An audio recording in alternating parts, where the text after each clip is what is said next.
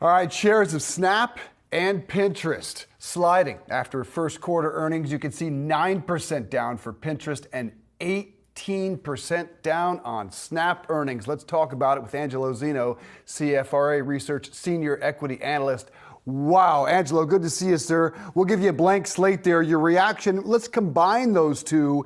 Is it just an ad issue for both?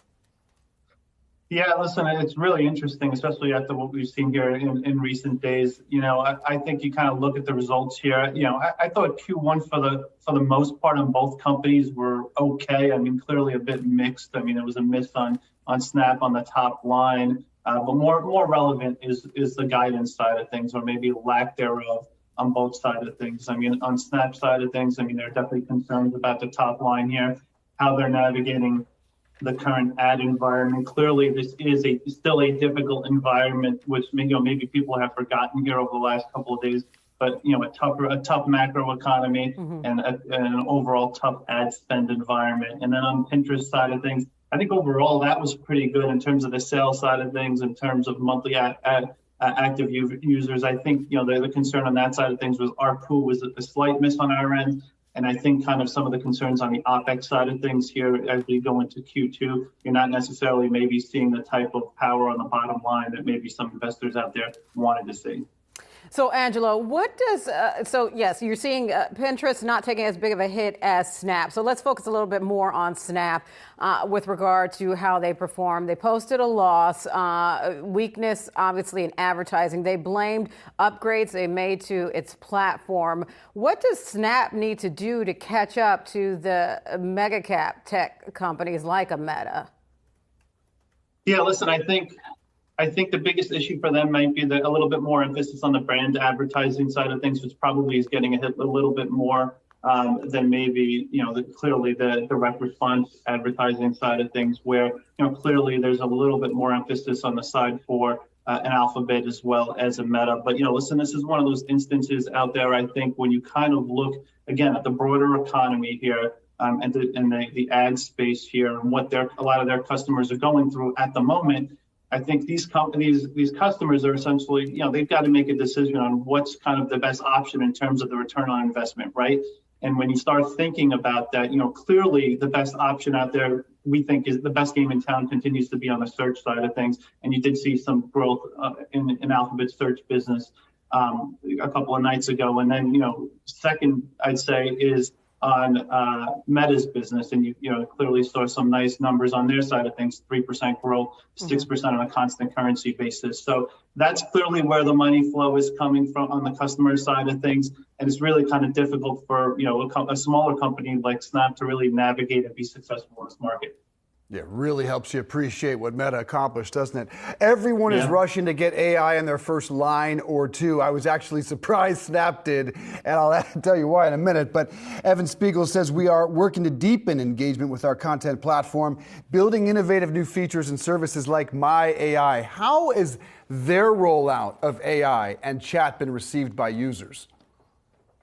Yeah, listen, I think they're doing what everybody else is doing, and they're trying to get as much AI embedded on their ecosystem as they possibly can. I mean, clearly they're going to try to utilize AI to the extent that Meta is doing in terms of trying to generate better content on their side of things, but they're also trying to leverage it for the long term in terms of, as AR capabilities start ramping up, integrating AI capabilities with that. And when I started thinking about AI in many respects, you kind of need AI, AR, the metaverse. I mean, this stuff all kind of gets integrated at some point in time, and we're starting to see signs of that. But as far as the opportunity, I think on Meta side of things, on Snap side of things, I just don't see that right now at this moment in time. My AI is a nice little kind of addition to the platform, and something that are now kind of rolling out to everybody outside of just kind of the subscription side of things.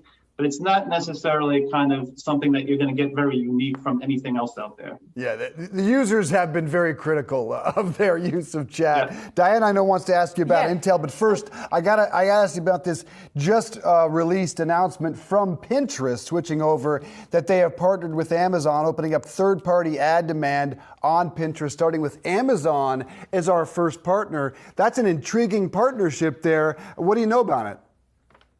Don't know much about it, but I'll tell you this, when you kind of look at who's kind of leading, the charge there in terms of Bill Reddy, we kind of anticipated you would start seeing more type of partnerships and opportunities out there on the side of e-commerce. I mean, clearly he's got his ties out there with PayPal and Venmo, being the CEO of Venmo there. So I think, when we start thinking about why we like Pinterest so much, it has a lot to do with who's running the ship there, and clearly how that platform is very unique to other platforms out there. And I think this is potentially something that makes a lot of sense. And I wouldn't necessarily be surprised to see more opportunities like that in the future from them. Angelo, let's circle back to Snap. What kind of cost-cutting measures does it need to embark on, given this latest quarterly report? We think about how Meta embarked on its year of efficiency and how that's helped. You got to play both offense and defense. So what does Snap need to do to catch up?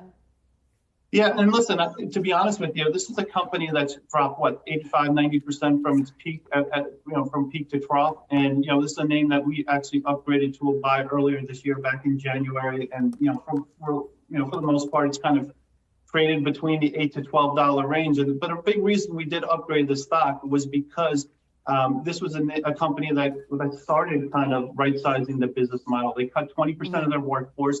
Our view was once you kind of started seeing some scalability out of the business, it would start kind of yielding some performance in terms of the earnings potential there. The problem right now is you're not seeing the revenue flow through because of the challenges on the macro side of things.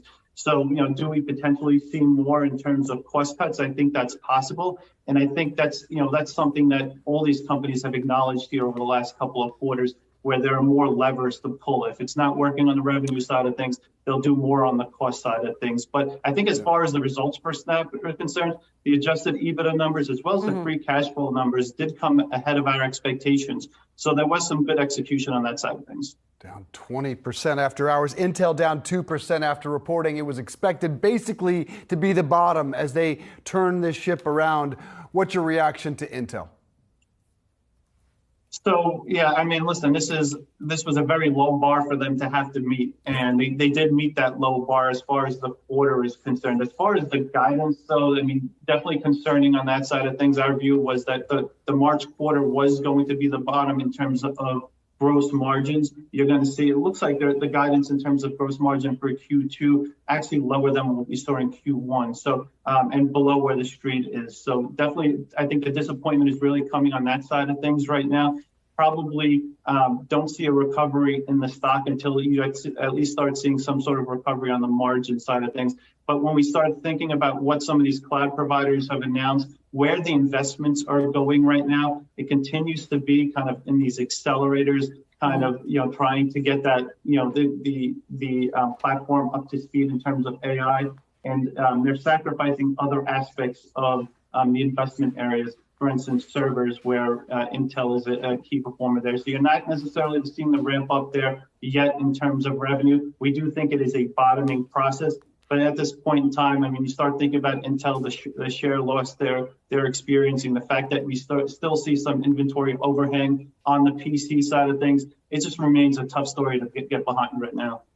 All right, Angelo Zeno, thank you so much for helping us break down those numbers on Snap, Pinterest, and Intel. Angelo, thank you so much.